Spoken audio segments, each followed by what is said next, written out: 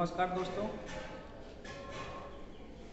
जैसा कि आप लोगों को सभी लोगों को मालूम है कि कोरोना काल के समय में फिर से 10 तक जो है विद्यालय बंद कर दिए गए हैं। तो आइए आज से हम लोग जो है घर बैठे अपना पढ़ाई कंटिन्यू करते हैं और हम लोग कक्षा 10 के गणित पाठ 8 त्रिकोणमितीय अनुपात को हम लोग पूरा बढ़िया से समझेंगे। चूँकि 70% ही हम लोगों को मैथ पढ़ना है, लेकिन मैं आप लोगों को पूरा 100% मैथ पढ़ाऊँगा। तो अगर आप लोगों का स्नेह दुलार वीडियो पे बना रहा तो वीडियो कंटिन्यू होगा। तो आइए स्टार्ट करते हैं क्लास को। जैसे सभी लोग जानते हैं कि त्रिकोणमितीय अनुपात को जो है हम लोग एक समकोण त्रिभुज की सहायता से समझते हैं। तो ये अपना एक समकोण त्रिभुज हो गया जिसका एक कोण जो है 90 अंश का हो, तो उसे समकोण त्रिभुज कहेंगे। तो 90 अंश के सामने वाली जो भुजा होती है उसको हम लोग कर्ण कहते हैं। उसके बाद से अगर ये अपना थीटा कोण हो तो थीटा के सामने वाली जो भुजा होती है उसको हम लोग लंब कहते हैं। ठीक है दोस्तों। और तीसरी भुजा जो बच जाती है उसको हम लोग आधार बोलते हैं। ठीक है, नाम दे देते हैं हम इसका ए बी और सी। ए बी सी अपना समकोण त्रिभुज हो गया। अगर ये अपना थीटा कोण है तो थीटा के सामने वाली जो भुजा होती है उसको लंब बोलेंगे। 90 अंश के सामने वाली जो ये बड़ी भुजा ए सी कर्ण बोलेंगे और भुजा ए बी को जो है हम आधार बोलेंगे। अगर कहीं अपना त्रिभुज ऐसे हो और इस कोण की बात न करके अगर इस कोण की बात करें, थीटा के सामने वाला हमेशा जो भुजा होगी वही अपना लंब होगा और 90 अंश के सामने वाली जो भुजा होगी वो हमेशा कर्ण होगा और शेष तीसरी भुजा जो बच जाती है उसको हम लोग आधार करते हैं। ठीक है दोस्तों, आई होप कि ये बात समझ में आ गया होगा कि थीटा के सामने वाली भुजा जो होती है हमेशा लंब होती है, 90 अंश के सामने वाली भुजा कर्ण होती है जिसे हम बड़ी भुजा भी कह सकते हैं, बड़ी भुजा को कर्ण कहते हैं और शेष तीसरी भुजा जो है वो आधार होती है। तो आइए इसी पे हम लोग चर्चा करेंगे। आगे देखेंगे पाइथागोरस प्रमेय।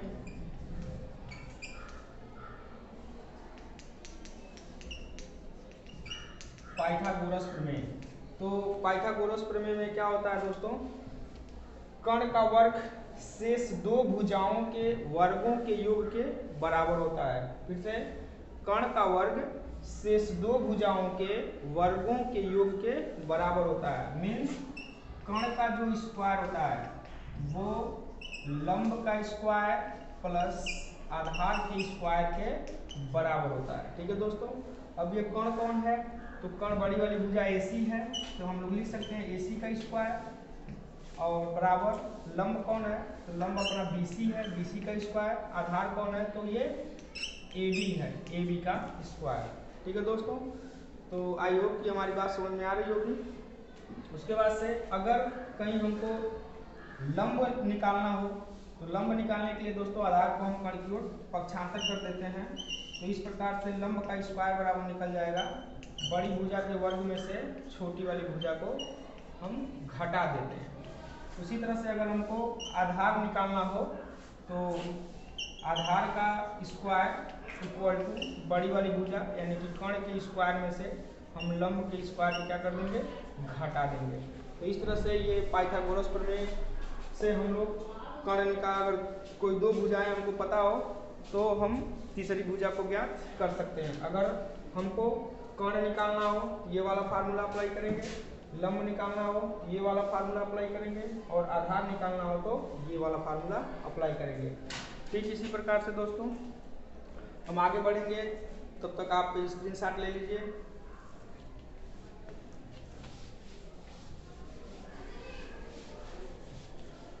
तो अगर मैं फार्मूले की बात करूं दोस्तों तो ये 6 त्रिकोणमितीय अनुपात होते हैं त्रिकोणमिति में, जिसको साइन थीटा बराबर लंब बटे कर्ण होता है। इसी तरह से कास थीटा बराबर आधार बटे कर्ण इसी तरह से tan थीटा बराबर लंब बटे आधार।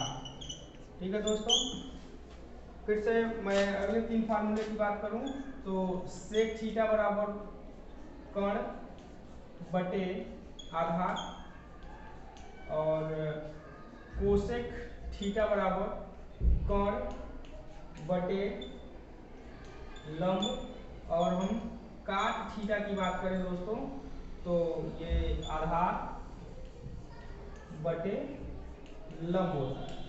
तो ये कुछ आप लोगों को बेसिक फार्मूले याद रखने हैं जो कि बहुत हेल्पफुल होंगे जब हम क्वेश्चन सॉल्व करेंगे। तो आप लोग इसको नोट कर लीजिए या फिर जो है स्क्रीनशॉट ले लीजिए। बढ़ते हैं आगे दोस्तों। आइए दोस्तों कुछ फार्मूले और हम लोग देखते हैं। जैसे दोस्तों साइन थीटा बराबर 1 बटे कोसेक थीटा या कोसेक थीटा बराबर 1 बटे साइन थीटा या फिर हम कह सकते हैं दोस्तों sine theta into cosec theta बराबर 1। ठीक है दोस्तों, फिर से अगर मैं बात करूँ कास थीटा बराबर तो 1 बाई सेक थीटा या फिर sec theta is equal to 1 by cos theta या फिर दोस्तों इसको हम कह सकते हैं cos theta into sec theta is equal to 1 होता है। इसी प्रकार दोस्तों अगर मैं बात करूं tan की तो tan theta is equal to 1 by cot theta या cot theta is equal to 1 by tan theta या फिर दोस्तों tan theta into cot theta is equal to 1। तो नीचे का फार्मूला दिख नहीं रहा होगा दोस्तों तो मैं ऊपर लिख देता हूँ इसको। ऊपर मैं यहाँ लिख देता हूँ tan theta into cot theta is equal to 1। तो ये कुछ त्रिकोणमिति अनुपात के फार्मूले हैं दोस्तों, इसको बढ़िया से आप लोग नोट कर लीजिए और नोट करने के बाद जो है आप इसको याद कर लीजिए। तो आइए देखते हैं कुछ चैप्टर के सवाल। तो आइए दोस्तों अपने पास बुक से सवाल हमने नोट किया है। अगर आपके पास बुक हो तो बुक को खोल लीजिए। जैसे पहला सवाल में कह रहा है कि त्रिभुज ABC में जिसका कोण B समकोण है, AB बराबर 24 सेंटीमीटर और BC बराबर 7 सेंटीमीटर है, निम्नलिखित का मान ज्ञात कीजिए। यानी कि sine A cos A sine C cos C का हमको मान ज्ञात करना है। तो बहुत सिंपल सा सवाल है दोस्तों। सबसे पहले हम लोग इसको हल करेंगे। तो यहाँ हम एक समकोण त्रिभुज बनाएंगे दोस्तों। जैसा कि बोल रहा है कि B समकोण है तो B को हम समकोण पे रखेंगे और ये A और ये C। फिर जो है सवाल में दे रखा है दोस्तों AB बराबर 24 सेंटीमीटर, ठीक है, और BC बराबर दे रखा है दोस्तों 7 सेंटीमीटर। तो AB अपना ये जो है ये 24 सेंटीमीटर है और BC जो है अपना दोस्तों ये 7 सेंटीमीटर है। ठीक है, तो हमको कौन सी भुजा नहीं पता है तो अभी मैंने बताया कि 90 अंश के सामने वाली भुजा यानी कि बड़ी भुजा जो होती है वो कर्ण होती है। तो कर्ण हमको नहीं पता है तो हम पाइथागोरस प्रमेय लगा देंगे। पाइथागोरस प्रमेय से, तो पाइथागोरस प्रमेय से हम लोग जानते हैं दोस्तों कि कर्ण का वर्ग इक्वल टू लंब का वर्ग प्लस आधार का वर्ग।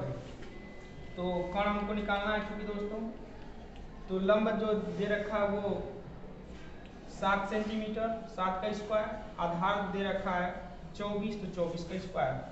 फिर से दोस्तों हम कर्ण का वर्ग इक्वल टू 7 का स्क्वायर 49 अब प्लस 24 का स्क्वायर 576। इन दोनों को दोस्तों हम जोड़ लेंगे। तो यहाँ हम देख लेते हैं दोस्तों